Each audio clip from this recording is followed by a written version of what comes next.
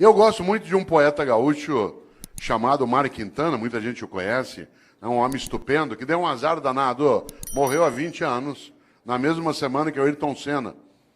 E quando você é alguém muito importante, mas alguém famoso morre perto, você desaparece do circuito. Tanto que tem gente que não sabe que Mário Quintana morreu, né? Outros talvez nem de que ele viveu. Né? E Mário Quintana, um homem especial, inclusive com uma grande qualidade. Ele morreu solteiro, com quase 88 anos de idade. E ele tem a melhor resposta que eu já vi para não se casar. Todas as vezes que alguém perguntava a Mário Quintana, mas por que o senhor nunca se casou? Ele dizia, sempre preferi deixar dezenas de mulheres esperançosas do que uma só desiludida. Que é um argumento ecológico, é um argumento que nos ajuda, né, a pensar um pouco. Pois bem, Mário Quintana tem uma trova especial. Ele disse, um dia pronto, me acabo. Seja o que tem de ser, morrer, que me importa, o diabo é deixar de viver. Olha só, um dia pronto, me acabo. Seja o que tem de ser, morrer, que me importa, o diabo é deixar de viver. E quando que você e eu deixamos de viver? Quando a gente tem uma vida pequena, banal, fútil, inútil, superficial. Afinal de contas, nós somos mortais. Isso significa que nós não temos a eternidade para ter uma obra que honre uma vida para que ela não se apequene. No livro Qual é a Tua Obra, aqui mencionado, que aliás dá título a esta palestra, eu menciono também, né, um autor britânico do século XIX chamado Benjamin Disraeli. Benjamin Disraeli foi, inclusive, o primeiro-ministro da Rainha Vitória. Benjamin Disraeli diz o seguinte, a vida é muito curta para ser pequena. A vida é muito curta para ser pequena. Já basta que ela curta seja para que eu consiga pequená-la de algum modo. E quando a gente apequena uma vida que já é curta, quando a gente tem uma vida banal, fútil, inútil, superficial, morna. Interessante. Nós temos hoje aqui um grande grupo de homens e mulheres que no campo do município ou do estado atua na atividade pública, isto é servidor. É aquele ou aquela que tem uma capacidade imensa de fazer algo especial, ganhar a vida cuidando de vida. Você quer coisa mais honrosa do que ganhar a vida cuidando de vida, mas não da própria vida. Também da própria vida, mas do conjunto da vida numa comunidade, numa cidade, num estado. E nesta hora, quero lembrar algo. De fato, a vida é muito curta para ser pequena. Nós estamos quase terminando o mês de novembro. Esse mês teve, no dia 2, a lembrança por parte de uma parcela dos cristãos que criaram o seu dia de finados. O dia de finados tem uma finalidade, fazer com que você e eu nos lembremos de algo especial, que mortais somos. Aliás, você sabe que nós somos o único animal que é mortal. Porque embora todos os animais morram, nós somos o único que, além de morrer, sabe que vai morrer. Por exemplo, teu cachorro está dormindo sossegado agora. Teu gato está lá, numa boa. Você, desde que eu falei, está pensando. Por isso, nós não somos só mortais. Nós sabemos disso e o fazemos desse modo. Olha que coisa boa. Por isso, eu queria lembrar exatamente nessa direção. O dia 2 de novembro, para alguns, lembra exatamente a ideia de finados. E é interessante porque este mês, curiosamente, ele é o penúltimo mês do ano. Mas ele nem sempre foi assim. Olha que coisa. Aliás, se o teu filho te perguntar, por que o mês de novembro é o mês 11? O que o mês de dezembro é o mês 12? O que você vai responder? Talvez você não saiba, mas como lembrou o presidente, eu sei. Em compensação, tem muita coisa que você sabe e eu não sei. Muita coisa que você conhece eu não conheço. Sorte sua e sorte minha. Soubéssemos as mesmas coisas, nós íamos ficar nos repetindo. Ainda bem que você sabe uma coisa, eu sei outra, a gente troca e cresce. Vida é isso. É a capacidade de partilha. Parênteses, dentro do parênteses, partilha. Vida é partilha. Homens e mulheres que não sabem partilhar não têm uma vida que possa ser tão elevada. Afinal de contas, uma vida que tem abundância é aquela em que há partilha. Exemplo, nós nos aproximamos da lembrança do Natal para algumas pessoas. Uma mesa de Natal abundante não é aquela que tem muita comida, é aquela que tem partilha. Às vezes a única coisa que você tem sobre uma mesa de Natal é comida. E muita. E nenhuma partilha. Vida é partilha. Afinal de contas, é só lembrar algo decisivo. Vários de nós aqui, ou aqueles que nos assistem, quando mais jovens, tínhamos menos dinheiro, menos recurso financeiro. A sociedade brasileira era mais pobre do que ela é hoje. Vários dos nossos pais tiveram menos dinheiro do que nós. Vários dos nossos tínhamos menos recurso. O país ele foi elevando a nossa capacidade de renda. Claro que ainda longe daquilo que a gente deseja e merece, mas absolutamente superior ao que já tivemos há 40, 50 anos. Portanto, vou contar uma coisa que quem é jovem talvez não imagine. Vários de nós, quando mais jovens, a gente ia almoçar no domingo na casa de um irmão, do pai, da mãe, de um parente. Não tinha possibilidade de fazer um almoço se cada um não levasse alguma coisa. E aí vinha um milagre magnífico na vida. Cada um de nós levava um pouquinho. Mas na hora de ir embora, todo mundo levava mais do que tinha trazido. Esse é um milagre maravilhoso. Esse é um milagre da multiplicação. Olha que coisa. Cada um de nós levava só um pouquinho. Um frango, uma maionese, uma lasanha. Mas na hora de ir embora, depois que você juntava e todo mundo comia, sobrava. E cada um levava para casa mais do que tinha levado para o almoço. Nós temos essa condição em qualquer cidade, em qualquer comunidade, em qualquer família, no planeta. Claro. Nós só não o fazemos no dia a dia porque uma parcela ainda tem uma ética absolutamente individualista, exclusiva, malévola, deletéria, destrutiva, predatória. Aliás, alguns acham que a regra na vida é cada um por si, Deus por todos. Mahatma Gandhi nos alertou sobre isso. Ele disse um dia, olho por olho, uma hora acabamos todos sem enxergar. E essa é uma coisa séria. E aqui na sala, quem não enxerga sabe muito bem o impacto que tem, né, que não enxerga com os olhos, né, que enxerga com os ouvidos ou com os dedos. Sabe o impacto que isso tem, né, no nosso cotidiano. Por isso, cautela. A lógica do olho por olho ela é arriscadíssima. E se a gente observa, nós temos uma coisa séria, né, que é a nossa incapacidade, às vezes, de pensar na nossa mortalidade. Por isso, volto. Por que o mês de novembro é o mês 11? Por que o mês de setembro é o mês 9? Talvez algumas pessoas não saibam, mas até o século I a.C., até o século I a.C., no mundo romano, o ano se iniciava em 1º de março. O ano se iniciava em 1º de março. O primeiro dia do ano era 1º de março. E o último era 28 de fevereiro. Por isso, quando o ano se iniciava em março, setembro era o mês 7. Outubro era o mês 8. Novembro era o mês 9.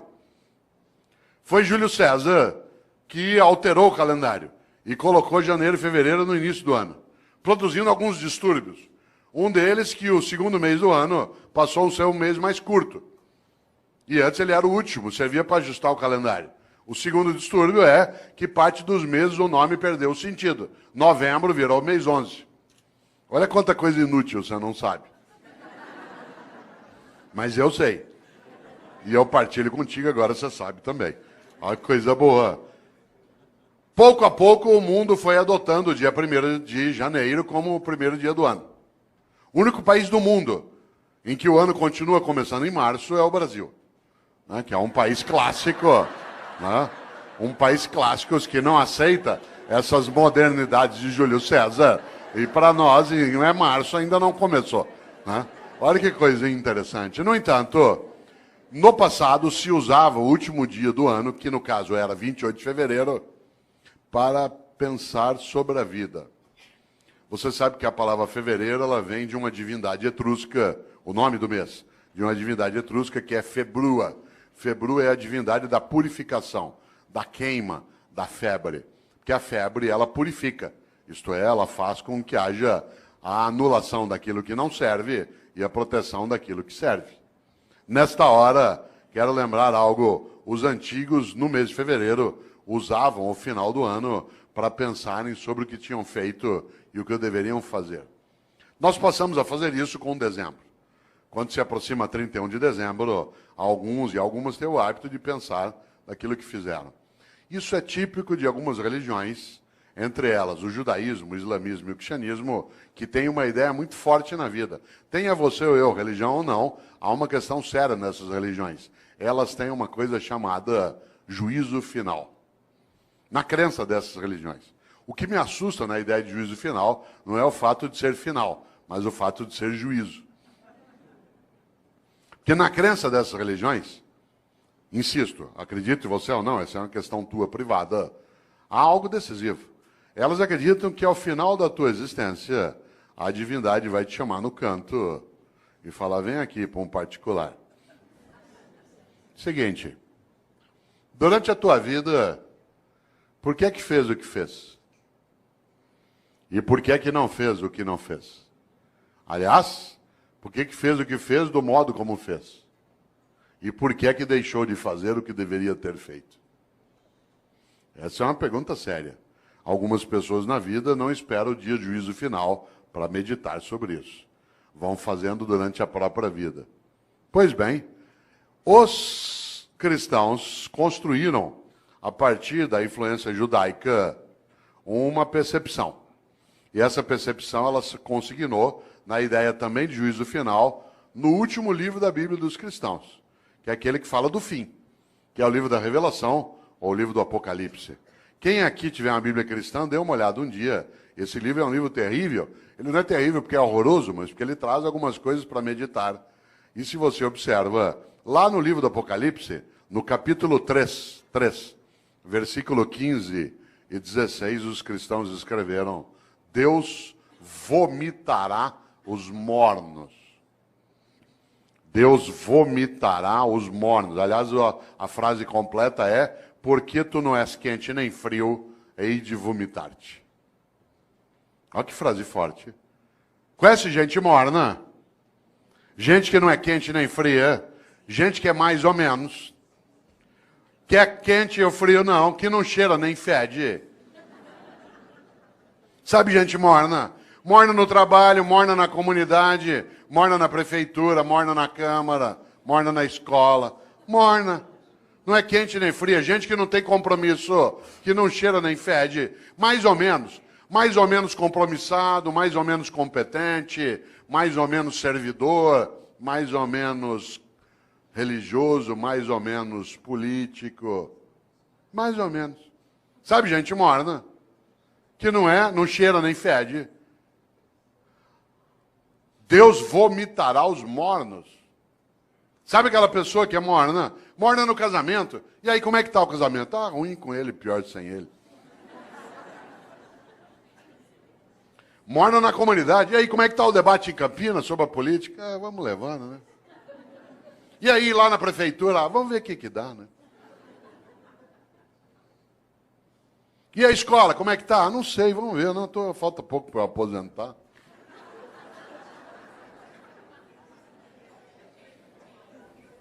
Deus vomitará os mornos.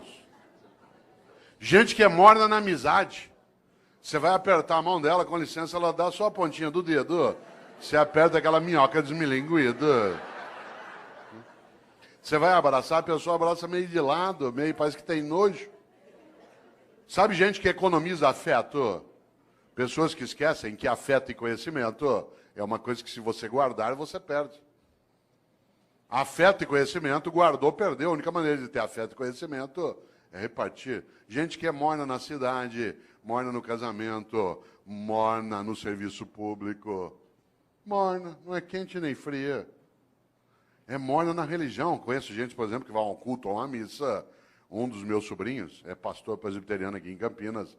E às vezes a gente brinca, né, sobre isso, curiosamente. Porque tem gente que vai a um culto ou a uma missa e escolhe o horário da missa, por exemplo, pelo tamanho rápido que ela tem. Se eu vou à missa das 10, naquela igreja que o padre faz uma missa rapidinho. Então vai para quê? Ou você acha que teu Deus é tonto? Você chama ele de todo-poderoso e ele não sabe que você escolheu uma missa curta. É um Deus palerma. Atenção. Deus vomitará os mornos. A vida é muito curta para ser pequena. Já basta que ela curta seja para que eu consiga apequená-la de algum modo. E quando é que você e eu apequenamos a vida? como eu disse, quando é uma vida superficial, banal, fútil, inútil. Eu, Cortella, no dia que eu me for, e eu me vou, e você também. Mas eu não quero ir, eu quero ficar. Lamento. Só tem um jeito de ficar. Se você fizer falta. Eu tenho um livro chamado Viver em Paz para Morrer em Paz. E nesse livro eu faço uma pergunta na capa que eu queria fazê-la aqui agora. A pergunta é, se você não existisse, que falta faria? Não pense nisso numa sexta-noite após beber um pouco. Se você não existisse, que falta faria? Por exemplo, tem gente que faz uma falta imensa. Tem gente que faz uma falta imensa na tua vida. Alguém que te criou, alguém que te apoiou, alguém que estava contigo. E tem gente que não faz falta nenhuma. Teve gente que não vai poder ir ao teu Natal, porque não está, ou já morreu, vai fazer uma falta imensa. E tem gente que não vai, e vai te dar uma alegria imensa. São aqueles que nos dão o agradável prazer da ausência delas. Já imaginou? Cuidado! Você sabe que morrer é ser esquecido. Você, quando faz falta, não é esquecido. Não é casual que no grego arcaico o verbo para morrer e o verbo para esquecer seja o mesmo, que é letos, de letal. Porque morrer é ser esquecido. Enquanto alguém lembrar de você, derramar uma lágrima, der risada por algo que você fez e que ele recordou, pegar uma roupa tua e cheirar e ter uma boa lembrança ou saudade, enquanto a pessoa olhar algo que você fazia, querer lembrar de uma comida que você gostava, você continua vivo. Morrer é ser esquecido. Claro, se você for a um cemitério agora dia 2, você deve ter notado. Né? Tem túmulo que está abandonado, tudo caído, o vaso não é cuidado mais. Aí morreu. Enquanto alguém estiver contigo, na memória, no coração, olha a palavra que eu vou usar de propósito, na recordação. Recordar é fazer passar de novo pelo coração. Recordar, recordes. Você continua vivo. Interessante. Há pessoas que morrem em vida, porque são banais, fúteis, inúteis, e não fazem a menor falta. Tem gente que nos faz, repito, uma falta imensa. Só tem um jeito de fazer falta. Para fazer falta na vida, você tem que ser importante. Não confunda importante com famoso. Tem muita gente que é importante e não tem a menor fama, e tem muita gente que é absolutamente famosa e não tem a menor importância. Uma pessoa importante é aquela que faz falta. Por exemplo, enquanto nós estamos aqui agora, tem uma auxiliar de enfermagem no hospital da prefeitura do estado que está lá tirando as escaras de alguém que está em coma há 3 meses. A pessoa nem sabe que está sendo cuidada. Aquela pessoa é absolutamente importante, aquela enfermeira. Tem alguém que está ajudando a cuidar do abastecimento em Campinas, que está agora numa repartição, fazendo nota de empenho, para a gente poder ter reforma na escola, poder ter via pública estruturada. Tem alguém que está numa Câmara Municipal ajudando a preparar projetos. São pessoas absolutamente importantes, mas que não são, de maneira alguma, famosas. A fama passa. Eu, Cortella, às vezes eu sou famoso, depende da semana, do programa de televisão que eu participo. As pessoas passam a semana inteira, te vi na televisão, te vi na televisão. Eu estava agora em novembro, no programa da Fátima Bernardes, a semana inteira falaram, te vi na TV, vou estar lá agora dia 10 de novo, 10 de dezembro. Aí eu sei, semana inteirinha, te vi na Fátima, depois de uma semana, vai embora. Claro. A fama passa, a importância fica. Só tem um jeito de ficar, ser importante. E a importância você constrói onde você está. Na família, no governo, no legislativo, numa atividade de natureza privada, numa escola. Afinal de contas, uma pessoa importante é aquela que fica nos outros. Olha aqui para mim, se você puder. Parênteses, por que eu disse olha para mim, se você puder? Porque há pessoas entre nós que não enxergam com os olhos. E eu não posso dizer, olha aqui para mim.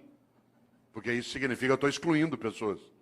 Há pessoas que não ouvem com os ouvidos, elas ouvem com as mãos. E por isso eu não posso, no meu cotidiano, esquecer disso. Porque, do contrário, eu acabo tendo uma obra que é parcial. Por isso, olha que interessante, volto a esse pedaço. O que é alguém que é importante? Olha para mim se você puder. É alguém que eu levo para dentro. O gesto que eu estou fazendo é da mão em direção ao peito. Que eu levo para dentro. Quando alguém te importa, porta para dentro, importar. Você se torna importante quando alguém te leva para dentro dela. Quanta gente é importante? Olha que coisa. Levou para dentro. Mário Quintana, um homem especial. Um homem estupendo. Ele, inclusive, fez uma coisa que eu gosto demais. Ele, durante anos, trabalhou vários poemas que eu aprecio, mas houve uma coincidência entre mim e ele, que eu até conto no livro, que você estava me mostrando, o Viver em Paz para Morrer de Paz. Mário Quintana sempre me inspirou. E eu, Cortella, nascido em Londrina, até 10 anos de idade não havia televisão na minha cidade. Não havia TV. E por isso, à noite, eu ficava pensando. E uma das coisas que eu ficava pensando era, no dia que eu morrer, qual vai ser o meu epitáfio? Isto é, o que eu quero que escreva no meu túmulo? Eu já tinha tendência à inutilidade filosófica, né? E eu ficava imaginando o que eu quero que escrevam no meu túmulo. Hoje eu não tenho mais essa questão, porque eu não quero mais ser sepultado. Eu quero ser cremado. Essa é uma decisão individual, mas eu acho a cremação mais ecológica, inclusive. Muito mais adequada. Há um impacto ambiental no sepultamento. Por exemplo, se chineses e indianos aderissem ao sepultamento, nós teríamos problemas sérios. A cidade de São Paulo, que é onde eu moro, tem o segundo maior cemitério do mundo, que é o cemitério da Vila Formosa. Tem 1,5 milhão de corpos sepultados lá. Você imagina o impacto disso no lençol freático, na proliferação de insetos, de roedores. É uma questão séria, mas é uma questão cultural séria. Eu, inclusive, quis debater na cidade de São Paulo o uso do crematório, porque São Paulo só tem um crematório, que é da Vila Alpina. E eu quis fazer uma campanha pela cremação na cidade de São Paulo, quando eu era secretário de Educação. Consegui, inclusive, o patrocínio da Caixa Econômica Federal para fazer cartaz, para debater, e só não fiz porque a prefeita, na época, que era Luiza Erundina, achou que a cidade não ia entender direito. Ela estava certa. Mas eu tinha feito um cartaz, que eu vou usar ainda, né? Vou usar, não deu. Era um cartaz que o patrocínio da Caixa para discutir cremação, escrito assim, vem para a caixinha você também. Certo? Mais claro, né? Mais claro impossível. Eu, claro, hoje não quero mais ser sepultado, mas quando eu queria, eu ficava imaginando qual seria. Aliás, minha mãe, que é uma pessoa, como várias das mães de alguns aqui, absolutamente importante, mas não é famosa, ela é contrária à cremação. E como toda mãe, ela acha que ela é eterna. Porque ela não quer desistir de cuidar. Essa é a obra dela. E há uma coincidência gostosa em casa. Ela nasceu no dia 5 de março, e eu também. Eu nasci no dia do aniversário dela. Família organizada, faz planejamento estratégico, né? E uma coisa boa é que nós fazemos aniversário, claro, no mesmo dia, e acontece uma coisa evidente. A comemoração é sempre junto. E você sabe que aniversário a gente fala de vida e de morte, por causa da idade. E no aniversário que ela fazia 84 anos, o ano passado, né? Ela fazia 84 anos, nós estávamos em volta, netos, bisnetos, todo mundo ali, alguns dos meus filhos, e eu lembrei para um dos filhos algo na hora do almoço. Falei, vocês não esqueçam, né, que papai quer ser cremado, não quer ser sepultado. Minha mãe, aos 84 anos de idade, virou e falou assim, eu não vou deixar você ser cremado. Claro, é Highlander. Por quê? Por uma razão, quem ama não desiste. Quem ama não desiste. Quando você está começando a desistir de algo, é porque você está começando a deixar de amar. E é interessante, porque qual é a suposição? Que ela vai adiante e vai cuidando. Nessa hora, volta a um polo, nesse pedaço. Eu, em Londrina, um dia cheguei ao epitáfio que eu queria. Aí eu sosseguei. Encrenca. Há 8 anos eu fui a Porto Alegre, cidade a qual eu vou com frequência, e todas as vezes que eu lá vou, visito as coisas do Mário Quintana. Porque ele viveu 27 anos finais de vida num hotel no centro de Porto Alegre, que foi fechado, vendido, se transformou ali na Casa de Cultura Mário Quintana. E eu lá fui, como faço sempre, há 8 anos. E pela primeira vez, eu nunca tinha feito isso, não é proibido. O quarto em que ele viveu, ficou lá a escrivaninha dele, a mesa, né, o guarda-roupa, os livros dele. E aí eu cheguei lá e comecei a mexer no caderno do Mário Quintana. Não é proibido. De repente, quase caí sentado, porque ele houvera anotado no caderno qual era o epitáfio que ele queria para o túmulo dele. E eu quase caí sentado, porque ele tinha escolhido para o túmulo dele a mesma coisa que eu tinha escolhido para o meu. Claro que ele não copiou de mim. Né? Mas nós tivemos uma inspiração assemelhada. Sabe o que Mário Quintana mandou escrever no túmulo dele? A maior verdade que eu conheço. Ele mandou escrever no túmulo dele algo que parece piada, não é.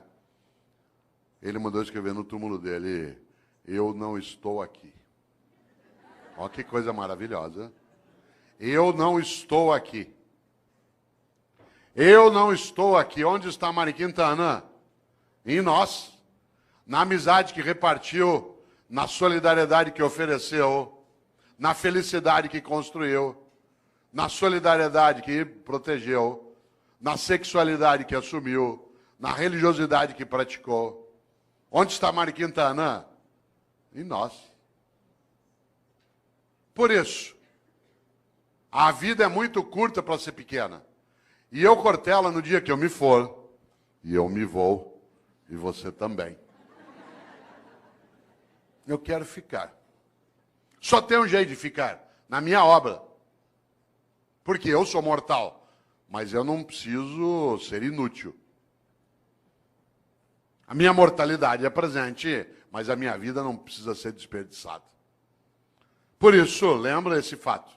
No dia que eu me for, eu quero ficar. Só tem um jeito de ficar, nas outras pessoas. Eu sou professor há 40 anos. Parte da minha obra é exatamente isso. Alguns aqui são servidores públicos há 15, 20 anos. A tua obra é aquilo que você faz no dia a dia para ajudar a proteger essa comunidade. Outros trabalham em tribunais de conta. A tua obra é exatamente a cuidar daquilo que é o recurso público, da lisura da vida, da capacidade da decência. Alguns atuam no legislativo, outros no executivo, outros atuam no executivo dentro da atividade docente, né, dentro de uma escola, outros no hospital, outros num conselho, outros cuidam de família. Qual é a finalidade? Não ser inútil. É interessante isso, porque se você observa, de fato, volto eu e insisto, a vida é muito curta para ser pequena. E nesta hora, uma das coisas que dá inutilidade, superficialidade a uma vida é aquela em que a pessoa não percebe e nem pensa qual é a obra que ela tem. Eu, no livro Qual é a Tua Obra, conto uma experiência relacionada a serviço público meu direto. Eu, quando era secretário de Educação na capital, percebi um dia uma coisa muito interessante. Todas as vezes que um secretário vai visitar uma escola, e secretário de Educação visita escola todo dia. Quem que ia comigo? Quem que ia comigo? O meu assessor. Quem ia comigo no Opala, na época? De chapa dourada, junto com a segurança. Entrava na escola, tinha banda, tinha salgadinho, a gente era levado para a sala da diretoria, as crianças cantavam a Aquarela do Toquinho. Eu tenho trauma até hoje, de tanto ouvir a Aquarela do Toquinho. Dava 2, 3 vezes por dia. Um dia eu falei isso pro Toquinho, eu falei, Toquinho, eu adoro tua música, mas eu tenho trauma dessa. Quem que ia comigo? A pessoa já convertida. Isto é, aquela que era do projeto político, que tinha entrado no mandato. E, portanto, já estava previamente convencida de qual era a finalidade do que se fazia. Quem é que não entendia direito o que fazia? O servidor do dia a dia. Isto é, no andar que eu era secretário, lá no fundo tinha uma cozinha, onde ficava a Dona Maria, sim, uma pessoa real, que fazia café o dia inteiro para servir no gabinete do secretário. Porque a gente vai recebendo pessoas e tomando café. No mesmo andar, lá no fundo, ficava um rapaz que tirava cópia xerográfica. No andar de baixo ficava a contabilidade, onde se fazia a nota de empenho. Sabe o que a Dona Maria achava que ela fazia na Secretaria de Educação? Café. Sabe o que o rapaz que tirava cópia xerográfica achava que fazia na Secretaria de Educação? Tirava cópia xerográfica. A moça que fazia nota de empenho achava que o trabalho dela era fazer nota de empenho. O que ela não tinha visão? Da obra. E por isso eles estavam na rotina do dia a dia. A rotina. Não havia um entusiasmo. Um dia eu decidi mudar essa lógica. E decidi que, em vez de ir comigo visitar a escola, com banda, com merenda, com criança, com tudo, em vez de ir quem já estava convertido, era melhor levar pessoas do dia a dia da secretaria. E aí eu passei a avisar. Quem vai comigo agora nas visitas vai ser o pessoal do dia a dia do gabinete, que tem as várias atividades. A primeira que foi comigo foi Dona Maria. Com uma novidade. Primeiro, andar no carro do secretário. Segundo, no banco de trás. Terceiro, joelho com joelho. Com batedores da Polícia Militar na frente, como é na capital às vezes, ou da Guarda Metropolitana. E ao chegar na escola comigo, não só privar de uma conversa, que não tinha que ser comigo, eu estou falando da simbologia da autoridade. Né? Chegar lá na escola, em vez dela ir fazer o café e servir, ela ia ser servida. E ela entrava e via a banda, e via as crianças, e via a reforma da escola. Vocês não fazem ideia. Quando a Dona Maria voltou, a partir dali era outra Dona Maria. De repente ela entendeu uma coisa, que o que ela fazia na Secretaria de Educação não era café, era educação. E aquilo que ela fazia, que o jeito dela de fazer educação era fazer café, virava escola, criança, cidadão atendido. No dia seguinte, eu levei o rapaz do Xerox, que passava o dia inteiro naquela máquina, fazendo aquele gesto. E ele ficou boquiaberto, porque ele não fazia ideia que o que ele fazia não era tirar cópia, o que ele fazia era educação escolar. E o jeito dele fazer educação escolar era nos ajudar, tirando cópias. Vocês precisam ver a moça, né, que fazia nota de empenho. Ela imaginava que a tarefa dela era passar o dia ali fazendo nota de empenho. Quando ela viu que as notas de empenho viravam reforma, criança, comunidade, criança brincando, estudando, ela ficou boquiaberta. O que ela não tinha entendido? O propósito. O propósito. Isto é, qual era a obra dela? A obra não era fazer nota de empenho, era construir educação escolar numa comunidade. Usar os recursos de maneira adequada para elevar a vida. A partir dali, tanto faz quem era o governo. Porque, de maneira geral, o funcionário do dia a dia, ele não adere a projetos de governo, porque o governo é eventual. Mas quando ele tem clareza da obra, que ele vê, por exemplo, que uma Câmara Municipal está sendo reestruturada para que ela tenha maior capacidade de servir a população e honrar o recurso, tanto faz quem é o presidente. Se há uma adesão por parte de quem está no dia a dia como servidor, na saúde, na educação, no transporte, na segurança, nas secretarias meio, na área de gestão, administração, muda o jeito de fazer. Aliás, aconteceu comigo uma coisa, eu vou contar, não quero que pareça arrogância nem autoelevação, mas ela é muito bonita. Você sabe que quando o governo vai terminando, as pessoas à sua volta, que são da máquina, vão rareando, porque ele não é maluco. Ainda mais que no governo que eu estava, quando houve a eleição, o meu grupo político perdeu a eleição. E outro grupo, o adversário, venceu a eleição. Isso significa que os últimos 2 meses de governo era já com a possibilidade de entrar quem era contrário a quem estava saindo. Vocês imaginem, se bobear, não chega nem café. Que é uma questão de sobrevivência da máquina. Ela não se compromete, às vezes, com quem está saindo, porque ela vai passar 4 anos com quem está chegando. Pois bem, isso não aconteceu conosco.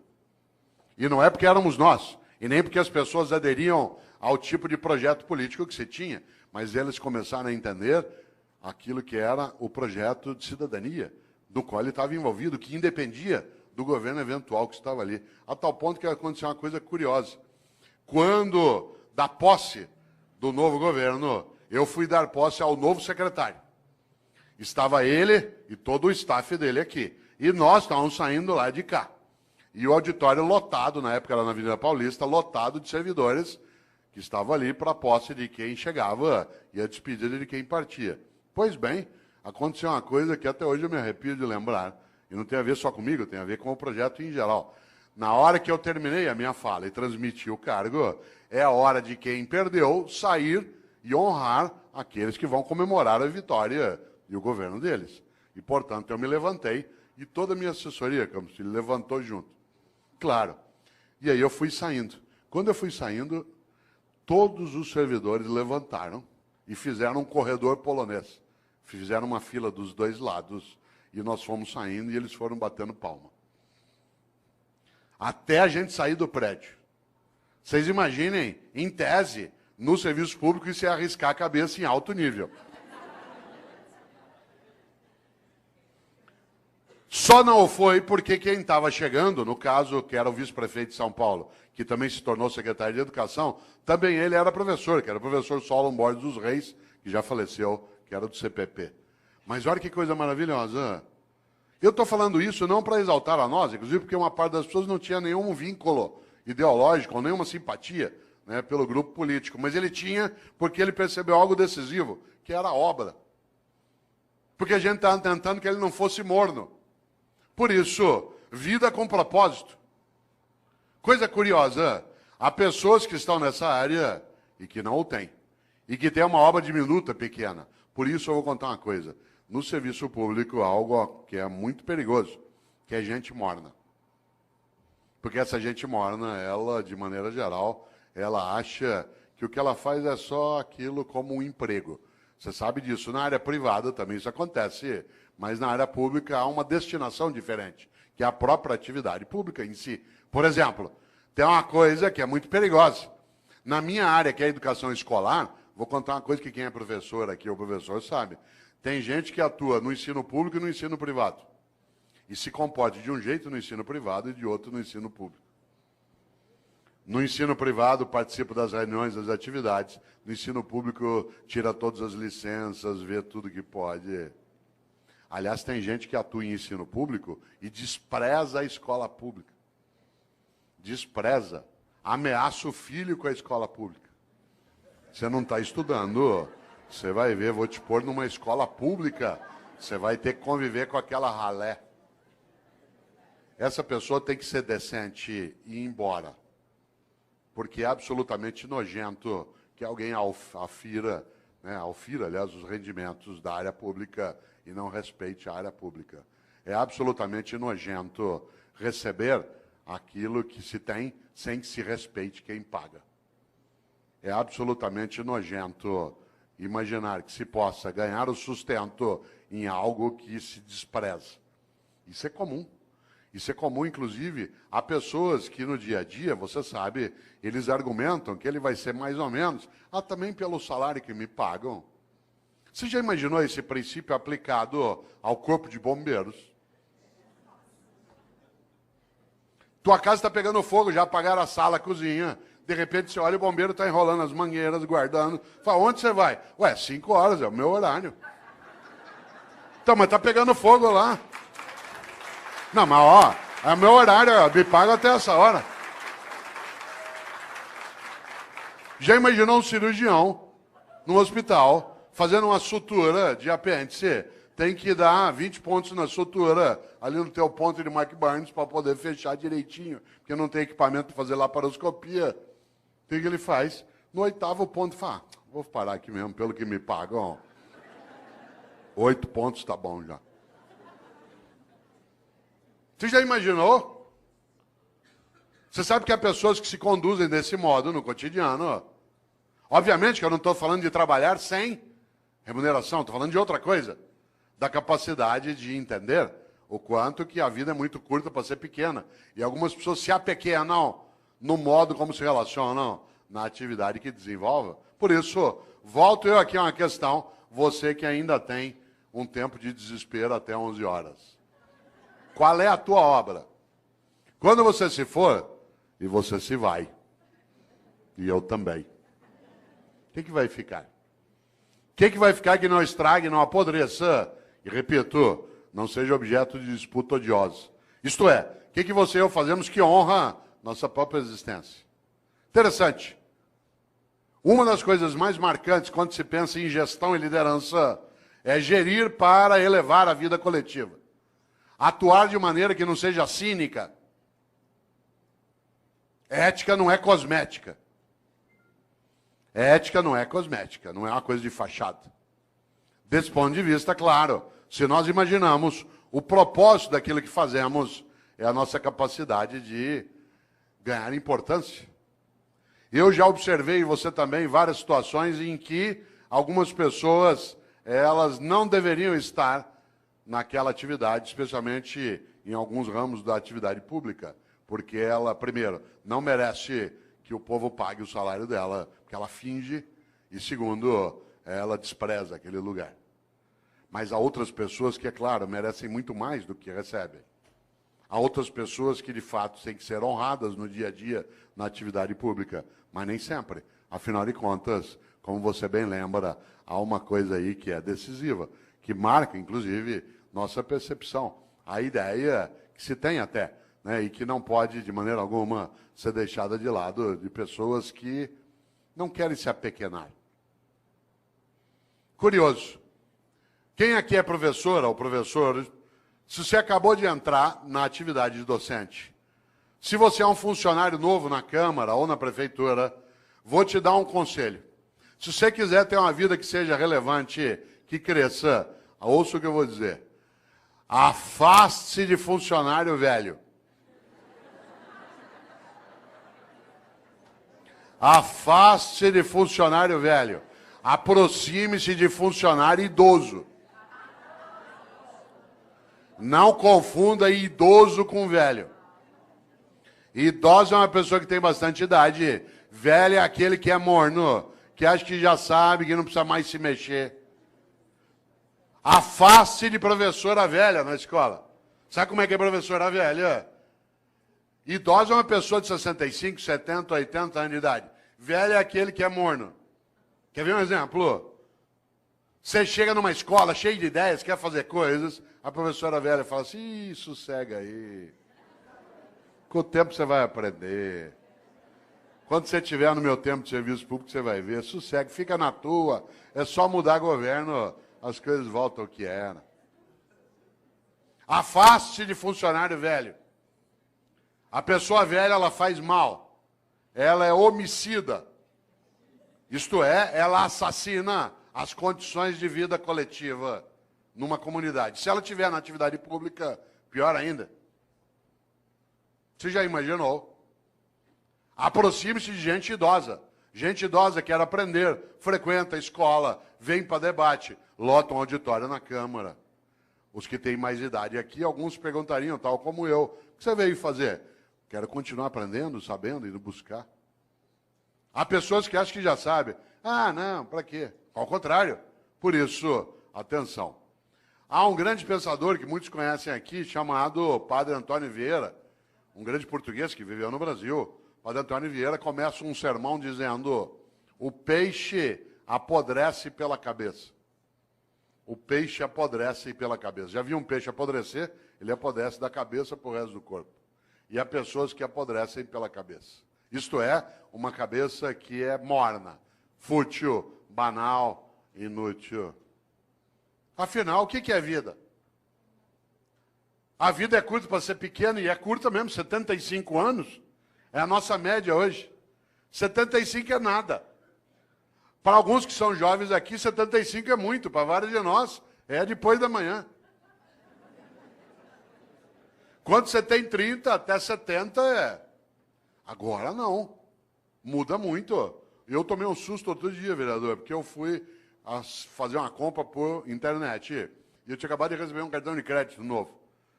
E aí eu fui pôr, na hora que pediu a data de validade do cartão, fiquei parado olhando. O cartão tem mais validade que eu.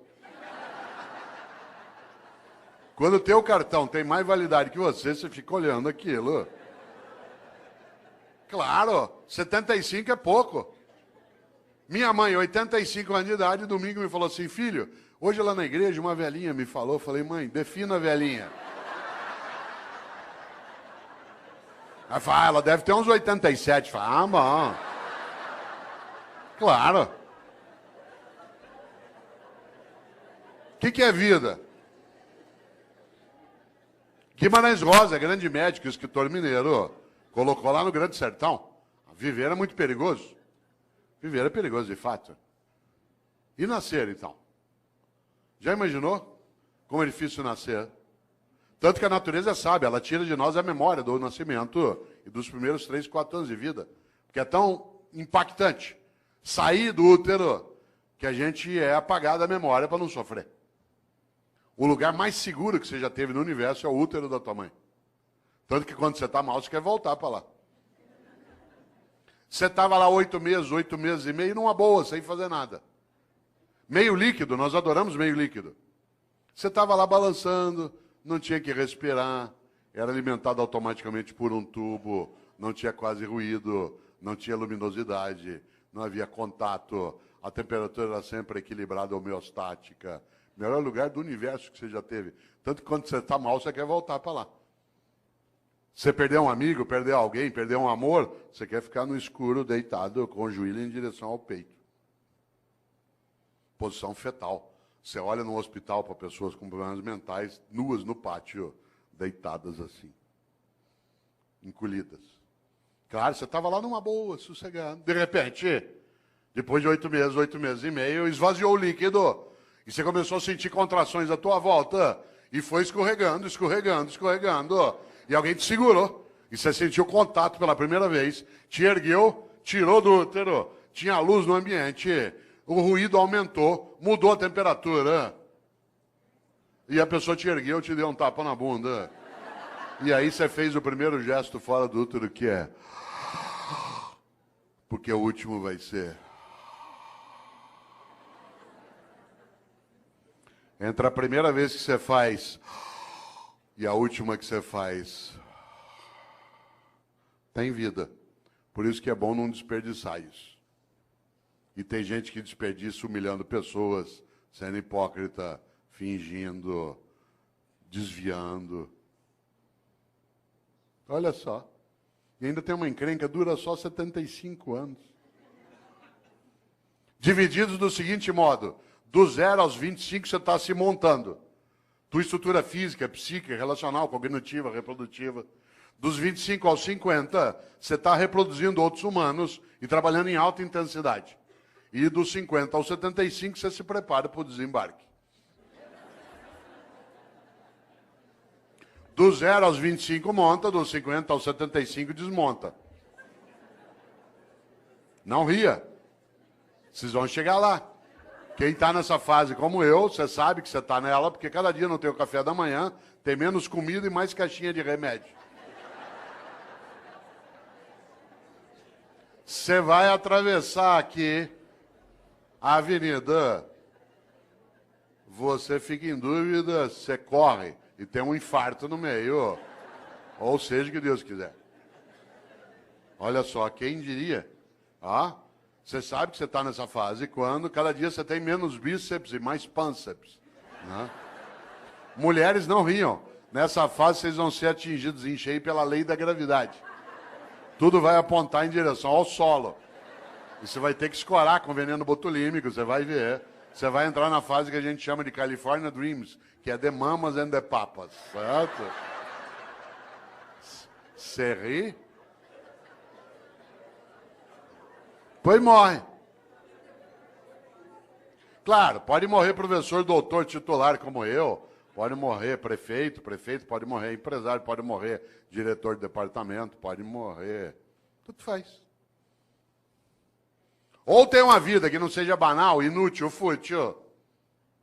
Ou, para quê? E aí nós temos uma encrenca, nós vivemos só 75 anos e ainda somos um animal que dorme demais. Eu conheço gente que dorme 8 horas. Você pegar alguém que dorme 8 horas, por exemplo, num dia de 24 horas, ele dorme 1/3 do dia. Numa vida de 75 anos, dá 25 anos dormindo. Aliás, tem gente que você encontra na segunda-feira, obrigado. Fala assim, aí, o que você fez no fim de semana? Aproveitei e dormi direto. Tô louco para chegar ao feriado para eu dormir uma semana, obrigado.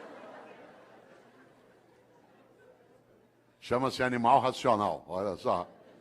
Nós não somos só um animal que dorme demais, nós somos um animal que come demais. Cada um de nós come, de acordo com a FAO, a área da ONU que cuida de alimentos, 1,5 kg por dia de alimentos. 1,5 kg dia de sólidos, líquidos e gasosos. 1,5 kg, não é tanto. Por exemplo, você já comeu hoje, vai comer daqui a pouco, depois toma um lanche, uma latinha de refrigerante de 300 ml tem 300 gramas. Hoje até 11 da noite você já comeu mais do que 1,5 kg. Como tem fome no planeta, alguns de nós comemos mais do que isso para dar essa média. 1,5 kg. Ao final de uma vida de 75 anos, 1,5 kg dia dá 42 toneladas de alimentos. 1,5 kg vezes 75 anos. Enquanto você estiver vivo, você vai deglutir 42 toneladas de alimentos do planeta. Ah, claro, nós somos um animal que não tem só sistema digestório, nós temos sistema excretório também. E por isso, para o planeta não sair do eixo, a lei de Lavoisier tem que imperar. Cada um de nós também libera diariamente 1,5 kg de dejetos, sólidos, líquidos e gasosos. O que ao final de uma vida dá 42 toneladas de excrementos. Quando você se for, o planeta não será mais o mesmo. Você terá deglutido 42 toneladas dele e deixará como herança às próximas gerações 42 toneladas de excrementos. Qual é a tua obra?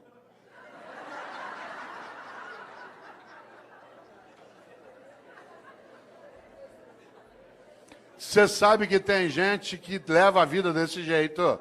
Ela destrói o ambiente, humilha pessoas, furta, desvia, finge, só para poder dormir mais do que necessita, comer e excretar em banheiros especiais. Esse é o reino da mediocridade. As revistas que mais vendem são as que mostram chiques e famosos nas suas camas, nas suas mesas e nos seus banheiros. Os programas de TV que mais fazem sucesso são os que mostram pessoas trancadas numa casa ou numa fazenda, comendo, bebendo e excretando pelos 7 ou 8 orifícios que tem. Reino da mediocridade.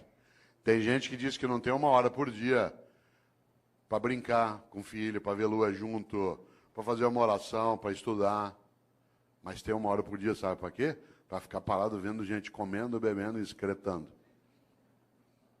É tão forte isso que qualidade de vida para nós hoje, o que é? Cada um tem um quarto com banheiro. O anúncio não é que você vai ter qualidade de vida numa casa que tem uma cozinha grande com uma mesa comprida, onde todo mundo vai ficar em volta. Não, é cada um ter um banheiro. É vida privada, isso é subir na vida. Cada um poder ter um banheiro dentro de casa. Você já imaginou? Não é o lugar da partilha, da convivência. Isso é um risco. Claro. Já pensou? Depois morre. Se bobear, não fará falta. Interessante. Aliás, sabe o que uma pessoa fala quando ela está morrendo? Quem aqui é da área de medicina sabe disso? Eu me lembro o tempo que dava aula na Santa Casa, em alguns momentos em São Paulo, que se ia até a UTI. Numa UTI é um lugar onde tem mais complicação. Sabe o que as pessoas falam quando estão morrendo? Ela não gruda em você, com licença, professor. Ela não gruda em você e diz assim, doutor, pelo amor de Deus, deixa eu viver mais um dia que eu quero mandar em mais gente. Doutor, por favor, deixa eu ficar vivo mais 1 semana que eu quero humilhar mais algumas pessoas. Doutor, pelo amor de Deus, deixa eu ficar vivo mais 2 dias que eu quero comprar mais um carro. Sabe o que as pessoas falam quando estão morrendo? Ela gruda em você e diz, doutor, pelo amor de Deus, deixa eu ficar vivo mais um dia, só para poder abraçar o meu irmão, com quem eu briguei faz 10 anos, a gente nunca mais se falou. Doutor, por favor, deixa eu ficar vivo mais 1 semana, só para poder brincar com os meus filhos. Eu achei que eu não tinha tempo para fazer isso. Doutor, pelo amor de Deus, deixa eu ficar vivo mais 1 hora, só para poder dizer para minha mulher o quanto que eu amo, porque eu achei que se eu falasse muito isso, ela ia ficar mal acostumada, o que é verdade. Sabe do que as pessoas falam na hora da partida? Daquilo que importa na travessia. E como disse um dia o grande Guimarães Rosa, o importante não é chegar nem partir, é a travessia. E a travessia você faz com outros e outras. Por isso, qual é a tua obra? Minha obra não é ser imortal, coisa que não sou, mas é ser eterno. E eu não sou eterno do ponto de vista religioso, eu sou na obra que deixo, naquilo que ajudei a fazer naquela cidade, naquela família, naquela repartição, naquela secretaria, naquele legislativo. Algo que no dia que eu partir, e eu partirei, e você também, que eu não tenha medo de me perguntarem por que fiz o que fiz. Você já imaginou? Essa é uma das coisas mais fortes. Agora eu vou te contar uma coisa. Aproveitando que você ainda tem quase 26 minutos de desespero. Muita gente não quer nem saber dessas questões. Sabe por quê? Porque ela quer viver de maneira automática, robótica. Para que pensar sobre isso? Para que pensar sobre a obra?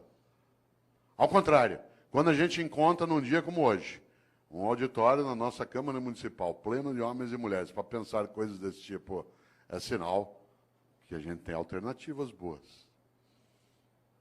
Isso é um belo sinal daquilo que a gente precisa e precisa fazer. Nesta hora, volta a um polo.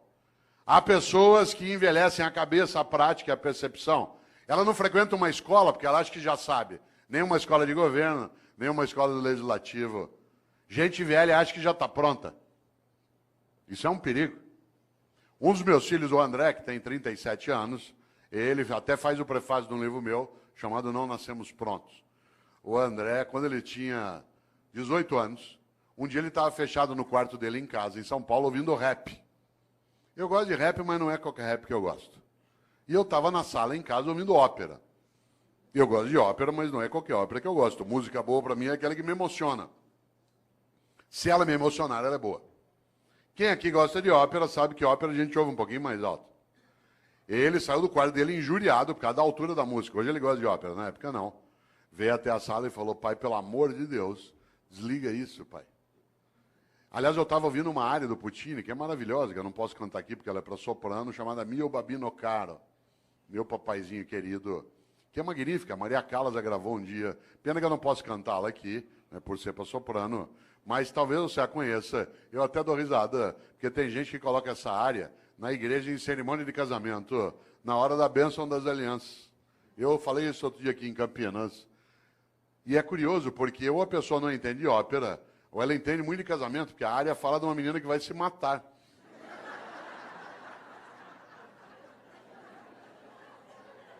Você sabe que a coisa mais perigosa que existe na vida é incompetente com iniciativa. Incompetente com iniciativa é um perigo numa secretaria, num centro cirúrgico, num fogão, no volante de um ônibus, numa sala de aula. Você já pensou? Aliás, deixa eu ver se eu tenho. Olha que coisa interessante. Mio Babino Caro, meu papaizinho querido, né, que é exatamente do grande, do especial Puccini. E é gostoso porque talvez aqui nessa sala tenha gente que tenha colocado essa música até um dia no casamento. Não vou. Se você fez isso, fique tranquila e quietinha. Quer ver, ó? Vamos ver se tem. Olha que bonito, quer ver, ó?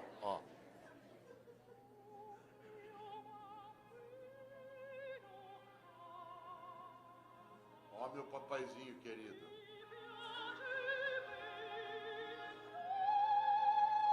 Tenha piedade de mim. Eu aqui na beira da Porta Rossa, né, em Florença. Ou se eu me dar esse anel de noivado, eu me mato. E a pessoa põe na hora da bênção das alianças. Deve ser premonição. Eu ouvindo ópera, ele ouvindo rap, ele saiu do carro e falou: pai, pelo amor de Deus, desliga isso, pai. Hoje ele gosta de ópera. Falei: André, que pena, você aos 18 anos de idade já está ficando vítima da indigência mental. Você aos 18 anos de idade fechou tua cabeça para aquilo que é diferente do que você já conhece. Você aos 18 anos de idade acha que o único modo de fazer as coisas é como você já fazia. Você aos 18 anos de idade ficou impermeável à renovação do teu conhecimento. Você aos 18 anos de idade acha que a única trilha a ser caminhada é aquela que você já caminhou. Você aos 18 anos de idade está ficando refém da pobreza das ideias. Ele falou: pai, você está ficando louco. Eu falei: André, eu estou ficando louco, você está ficando velho. Insisto, não confunda idoso com velho. Idoso é uma pessoa que tem bastante idade. Velho é aquele que acha que já faz o que pode. Por isso, cuidado na atividade de gestão, na área pública, na área privada, mas essencialmente na área pública, no executivo, no legislativo. É preciso cautela para não envelhecer. A prática, a percepção, a cabeça, porque o próximo passo do velho, com qualquer idade, é ficar morno. E a mornidade torna inútil. E a inutilidade torna absolutamente esquecível. Claro, quem é o grande padroeiro dos velhos? Especialmente na atividade de gestão. Especialmente no campo público, que eu também tenho experiência. Quem é o grande padroeiro? Não são grandes homens e mulheres que lutaram para a vida ter mais sentido. Sabe quem é o grande inspirador de gente velha? De gente que é morna? É o Mendes Sá. Lembra do Mendes Sá? Um dia uma professora de História do Brasil dava aula sobre os governos gerais, falou sobre o Tomé de Souza, falou sobre o Duarte da Costa. Quando estava falando sobre o Mendes Sá, viu um aluno distraído lá no fundo e para pegá-lo, claro, virou e falou assim, Paulo, o que fez Mendes Sá? Ele disse, fez o que pôde. Cuidado com o Mendes Sá. Gente, nós temos que ter mais relevância naquilo que a gente faz aqui na nossa gestão. Eu faço o que eu posso. Gente, nós temos que ter um nível maior de eficácia na atividade pública. Eu faço o que eu posso. Gente, nós temos que dar uma destinação mais sólida para o recurso originário do povo. Eu faço o que eu posso. Cuidado. Essa é a falência da ação. É a admissão da síndrome do possível. No Brasil tem uma coisa chamada síndrome do possível, que é um perigo. Quer ver um exemplo? Você leva teu carro no mecânico hoje à noite aqui em Campinas, diz, olha, meu carro está com um barulho estranho. Ele diz, vou fazer o possível. Você vai ao médico e diz assim, doutor, eu estou com uma dor no pâncreas. Vou fazer o possível. Você chega para um funcionário, olha, eu precisava disso. Vou fazer o possível. Você desanima. Imagine que você está aqui agora, você sabe que ainda faltam 21 minutos para você se libertar de mim. Você começa a se irritar, você tem coisa séria para fazer. De repente, você começa com uma dor, uma cólica no baixo ventre, que vai para lá e para cá. Tua perna direita começa a tremer, você começa com um pouco de sudorese, ânsia de vômito, calafrio. Isso é sinal de apendicite. A gente pega você, leva para um hospital aqui perto, afere tua temperatura, vê que você está com indício, te pré-anestesia. Vai levando para o centro cirúrgico, você vai deitado no corredor, vendo passar aquele teto branco na maca. Aí você gruda na mão do médico e diz assim, doutor, vai dar certo a operação? Ele diz, vou fazer o possível.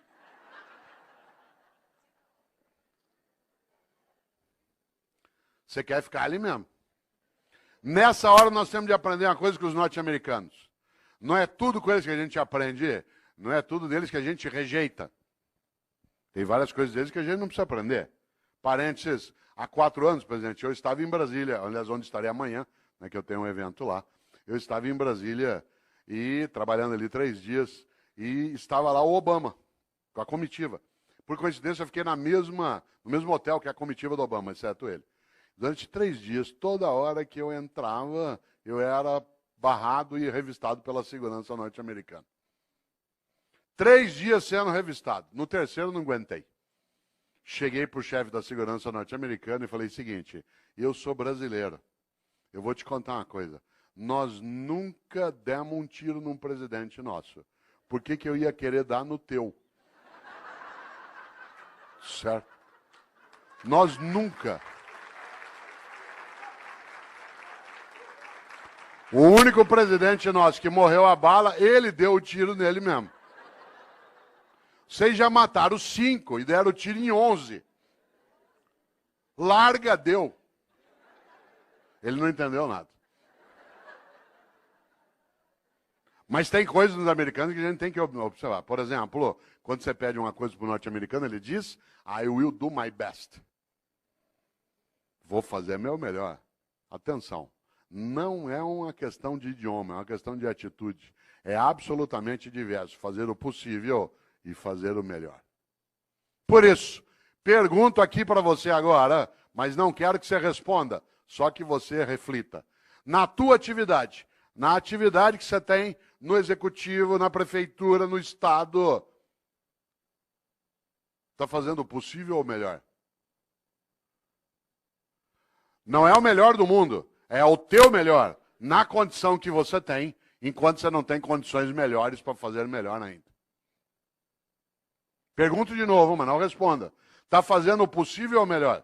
Insisto, não é o melhor do mundo, se for ótimo, é o teu melhor, na condição que você tem, enquanto você não tem condições melhores para fazer melhor ainda. Porque se você ou eu, podendo fazer o meu melhor, me contento com o possível, eu caio num lugar perigoso chamado mediocridade. Uma pessoa medíocre é aquela que é morna, que está na média, que não é quente nem fria. Lembra quando você chegava da escola que tinha boletim escrito, o pai olhava 6 em português, 5,5 em matemática, 4 em história. Pai, deu para passar. Medíocre. Deixa, eu toco minha vida. Isso é mediocridade. Insisto, uma pessoa medíocre é aquela que, podendo fazer o melhor, se contenta com o possível. Exemplo, mediocridade é falta de capricho. Capricho, sabe o que é capricho? Capricho é você fazer o teu melhor na condição que você tem, enquanto você não tem condições melhores para fazer melhor ainda. Exemplo, minha mãe e eu moramos na mesma rua em São Paulo, por coincidência, e às vezes eu passo na casa dela no fim da tarde. E mãe conhece. Às vezes ele olha para mim 5 da tarde e fala assim, você não almoçou ainda, né? E eu falei, não, eu comi um negocinho na universidade. Ela falou, peraí, que eu vou fazer um negócio para você. E é aquela coisa meio mágica de algumas mães. Em 5 minutos aparece uma coisa para eu comer. Eu sou filho de italiano, uma coisa comum. Um pouco de talharina e com azeite e sal em cima, mais nada. Eu, com a fome que eu estou naquela hora, comeria o prato vazio. Portanto, ela pode fazer qualquer coisa. Mas sabe o que ela faz? Faz um macarrão com azeite e sal. Mas antes de servir, pega um tomatinho cereja, corta em 4 e põe em cima. Capricho. Capricho é você fazer o teu melhor na condição que você tem, enquanto você não tem condições melhores para fazer melhor ainda. Eu, no Paraná, quantas vezes, caipira, ia até a roça visitar a casa de alguém, quem aqui conhece sabe, na roça, aquela casa que a gente chama de pau a pique, casa de barro com madeira trançada, entrava na casa, chão de terra, tudo varrido.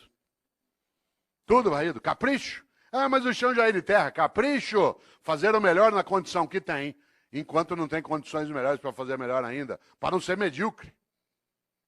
Pedia eu para tomar um gole d'água na roça. A mulher corria pegar uma canequinha, daquela de alumínio, toda amassada. Areada. Passava areia em volta. Ah, mas já é pobre mesmo. Epa, pobre, mas é limpinho. E tem gente que não é pobre, limpinho não é. E tem gente que é pobre e não é limpinho. Medíocre. Pobre na roça tem roupa de ver Deus. Vai à igreja. Pode, não, roupa não é nova, vocês têm remendo, mas tá limpinha. E põe no sol para coarar. Quantas vezes eu, como secretário de educação na capital, ia visitar uma escola municipal, teto caindo, água escorrendo, culpa nossa do poder público. Mas a escola toda arrumada, limpinha, as carteiras em ordem, velhinhas, mas em ordem. Florzinha, sala dos professores. Capricho. Capricho é você fazer o teu melhor na condição que você tem, enquanto você não tem condições melhores para fazer melhor ainda. Tem gente que é medíocre. E aí a obra fica medíocre. Ah, mas do jeito que me pago. Ah, mas do jeito que é. Ah, mas eu não tenho condição. Todos os dias nesta cidade, às 3:30 da manhã, algumas pessoas acordam, pegam 2, 3 ônibus ou a moto e vão trabalhar no resgate do Corpo de Bombeiro ou do SAMU. Passa o dia tirando gente do meio de ferragem. Para ganhar no fim do mês 3.200, 3.400. Já imaginou? O que ele faz ali? O melhor. Se você perguntar para ele por que ele faz, ele falou, porque é importante fazer. Fazer o melhor naquela condição. Ah, mas eu não tenho desfibrilador na viatura, ou eu não tenho material de sutura. Fazer o melhor na condição que tem, enquanto não tem condições melhores para fazer melhor ainda. Eu conheço professor e professora, que é a minha área de rede pública do Estado da Prefeitura, que tem uma carência imensa de material e faz um trabalho magnífico, porque faz o melhor naquela condição, enquanto não tem condições melhores para fazer melhor ainda. Há pessoas que, em nome da condição, degradam a ação, em vez de ter um trabalho que é concomitante. Luta para melhorar as condições e vai fazendo melhor com aquelas que tem. Ah, mas aqui é assim, eu faço o que eu posso. Por isso, cautela. Quero aproveitar agora esses teus 13 minutos de desespero para pensar um pouco uma ideia dentro disso. Para a vida ter propósito, para você e eu não termos uma vida banal, fútil, inútil, superficial. É preciso, acima de tudo, que nós sejamos capazes de fazer o nosso melhor. Para isso é necessário pensar na obra. Para isso é preciso, acima de tudo, não ser morno ou morna. Afinal, como eu disse várias vezes e repito, a vida é muito curta para ser pequena. E a gente é pequena quando tem uma vida banal, fútil, inútil, medíocre. Nesta hora, Você conhece gente que é mãe medíocre, pai medíocre. O medíocre não é o que é pobre, não é o que não tem recurso, é aquele que com o recurso que tem não cuida do melhor modo que consegue com aquele mesmo recurso. Você tem cidade em que o executivo quase não tem condição e ele cuida do melhor modo, naquela condição. Ah, mas aqui é assim, cautela. Nesta hora, quero lembrar algo decisivo. Um dos homens que eu mais admiro na história é um pensador italiano do século VI, chamado Benedetto di Nursia, Bento de Núrcia, que os católicos, os anglicanos e ortodoxos chamam de São Bento. São Bento criou uma ordem religiosa, uma ordem maravilhosa chamada Beneditina, com um lema magnífico. Aliás, um belo lema para a ordem religiosa, porque o lema da ordem beneditina é ora et labora, reza e trabalha. Reza e trabalha, porque só rezar sem trabalhar as coisas não acontecem. E só trabalhar sem rezar as coisas perdem reverência. Reza e trabalha. Mas o mais interessante é que Bento de Núrcia, o São Bento, criou uma regra de funcionamento para a ordem beneditina. Essa regra diz o que o monge pode e não pode fazer, deve e não deve fazer. E eu quero trazer aqui, para ir amarrando a reflexão, aquela regra que para mim é a mais importante. No livro Qual é a Tua Obra, que é da editora Vozes, eu trago um pouco essa discussão, mas eu a retomo mais recentemente no outro livro, que hoje o presidente trouxe para assinar, que é o Pensatas Pedagógicas. São Bento criou uma regra. E a regra que eu queria trazer aqui, que para mim tinha que estar no alto de toda a Câmara Municipal, toda a escola, toda a cidade, toda a prefeitura, toda a secretaria, toda a família, é a regra de número 34. O monge que desobedecer essa regra, que eu vou dizer, é mandado embora da ordem. Não tem direito à estabilidade. E eu acho que essa deveria ser uma regra presente em todas as áreas. A regra 34 de São Bento diz: é proibido resmungar. É proibido resmungar. Não é proibido discutir, não é proibido debater, não é proibido discordar. É proibido resmungar. Sabe gente que só resmunga em vez de agir? Gente que passa o tempo todo amaldiçoando na escuridão em vez de acender vela. Aliás, a frase predileta do resmungão é: que horror, alguém tem que fazer alguma coisa.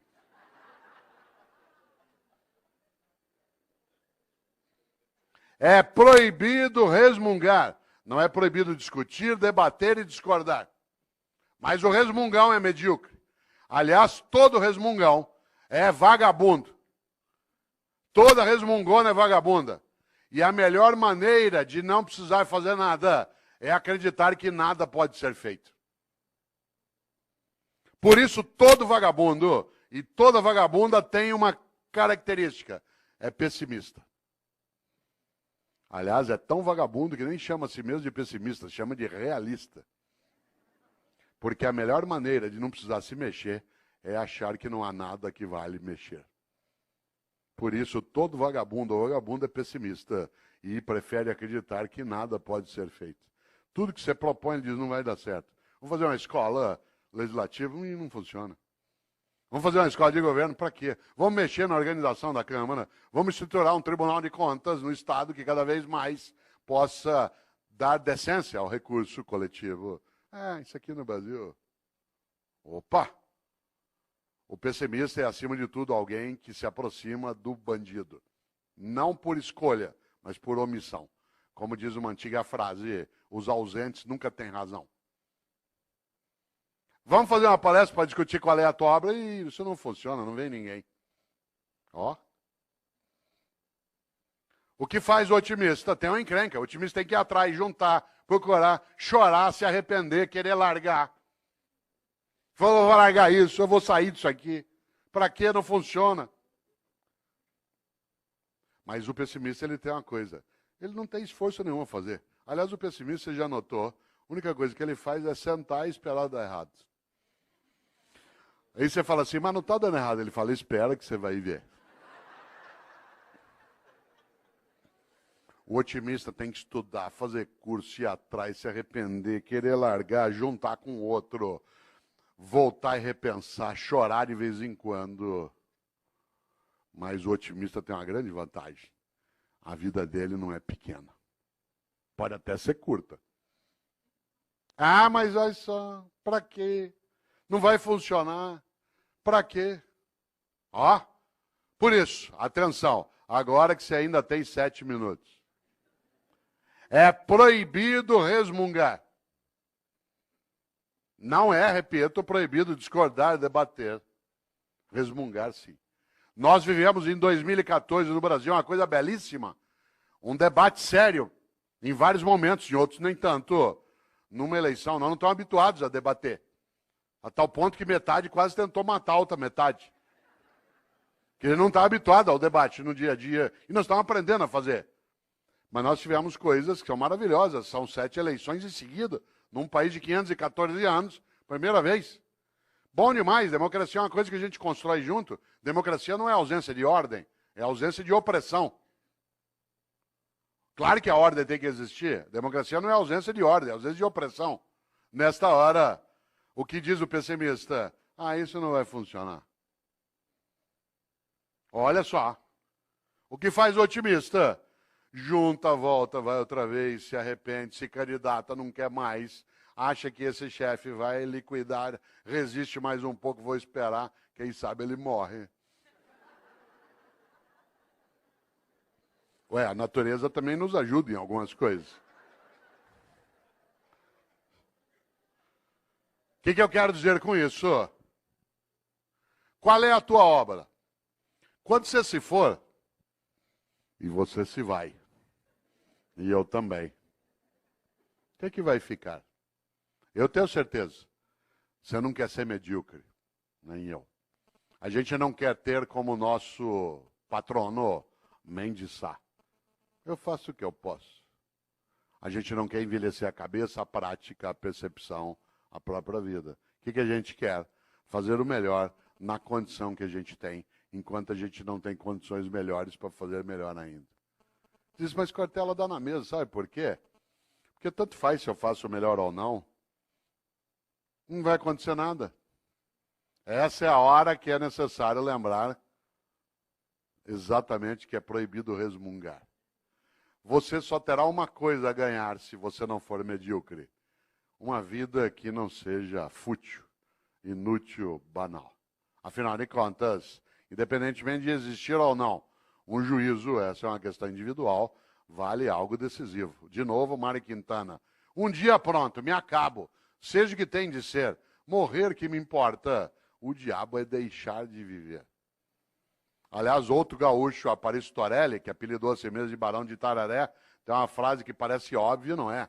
Ele dizia, a única coisa que você leva da vida é a vida que você leva.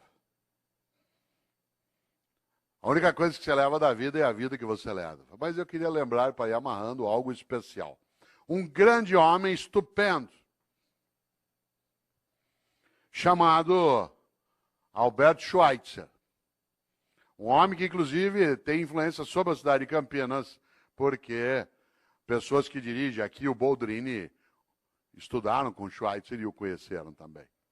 Schweitzer foi um grande professor e um grande médico. Aliás, ele foi o Nobel da Paz, de 1952.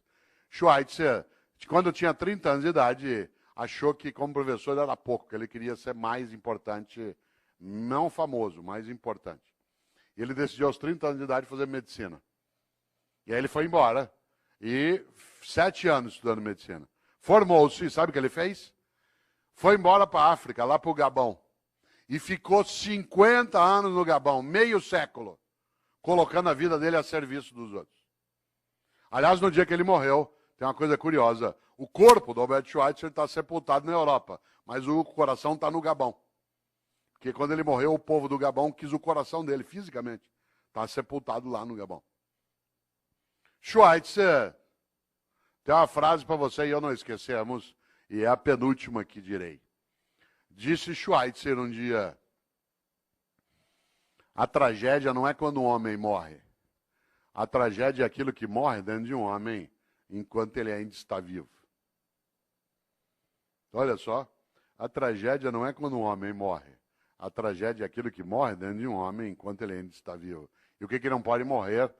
A dignidade de uma vida que não seja banal, fútil, inútil, superficial. Mas queria lembrar algo que, aliás, é a última frase do livro Qual é a Tua Obra? Onde está essa reflexão que aqui fiz. Que é uma frase de um francês, que é François Rabelais. Foi monge beneditino. Um homem do século XVI, para quem gosta de literatura renascentista, escreveu Garganto, a Pantagruel. O especial François Rabelais tem uma frase que eu vou dizer 2 vezes. Ele disse: conheço muitos que não puderam quando deviam, porque não quiseram quando podiam. Digo de novo. Conheço muitos que não puderam quando deviam, porque não quiseram quando podiam. A gente quer, pode e deve. Isso significa que a gente consolida algo que é a nossa capacidade de obra. E agora quero concluir lembrando algo. Dizendo a quem chegou de pouco depois que eu não abriria um debate em função do número de pessoas e porque era uma reflexão, mas agradecendo imensamente tantos homens e mulheres que aqui vieram hoje, para a gente pensar um pouco como elevar a nossa vida, que já é curta, mas que não precisa ser pequena de modo algum. E que cada um e cada uma de nós saiba, no seu dia a dia, a importância de fazer o melhor, em vez de se contentar com o possível. Afinal de contas, é isso que nos levará a ser importantes, a sermos levados para dentro.